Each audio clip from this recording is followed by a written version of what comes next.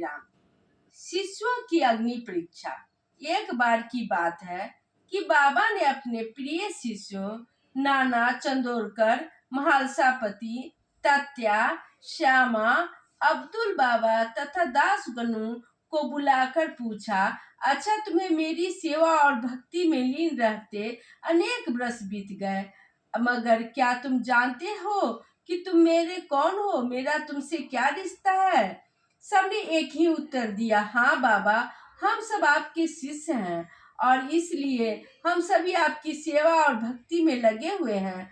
उनके इस जवाब को सुनकर बाबा क्रोधित हो उठे और बोले, तुम सब मूर्ख ही तो हो, साथ ही तुम्हारा जवाब भी मूर्खतापूर्ण है। लगता है जैसे तुम्हें शिष्य और भक्त के बीच अंतर ही मालूम नहीं है, इसलिए तुम सब अपने आप को मेरा शिष्य मानने लगे हो। आगे कभी तुम स्वयं को मेरा शिष्य कहलाने की हिम्मत मत करना। इस संसार में मेरा कोई शिष्य नहीं है, बल्कि तुम्हारी तरह ही सभी मेरे भक्त हैं और मैं उनका संरक्षक हूँ। महालसापति ने डरते डरते बाबा से पूछा, साईं, आप अब हमें शिष्य और भक्त के बीच अंतर बताने का कष्ट करें। बाबा ने फिर धीरे से मुस्कुराते हुए उनकी ओर देखे और बोले, शिष्य और भक्त में अंतर यह है कि कोई भी व्यक्ति अपने किसी गुरु या इष्ट का भक्त आसानी से बन सकता है, मगर शिष्य वह तभी बन सकता है जब वह अपने गुरु या इष्ट को संपूर्ण आज्ञाओं का बिना किसी स्वार्थ के पालन करे और फिर जिस किसी का अपने गुरु के प्रति संपूर्ण समर्पण हो तथा वह जब इस समर्पण को सत्य मानने लगता है कि पूरे विश्व में अपने गुरु के अलावे अब उसका कोई दूसरा गुरु नहीं है, तभी वह शिष्य कहलाने का पूरा अधिकारी होता है।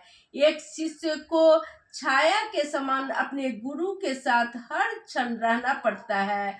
उनके मन में किसी भी अवस्था में अपने गुरु से क्षण भर के लिए भी अलग होने की कभी कोई भावना उत्पन्न नहीं होती, जबकि भक्त अपने गुरु और इष्ट की पूजा एवं साधना उनसे दूर रहकर किसी भी स्थान पर कर सकता है, मगर शिष्य की कठोर साधना तभी सफल और फलीभूत होता है जब वह अपने गुरु और इष्ट के सम्मुख हो। इस तरह भक्त और शिष्य के शरीर तो अलग अलग होते हैं, मगर उनकी आत्मा का स्वरूप सदा एक सा ही होता है।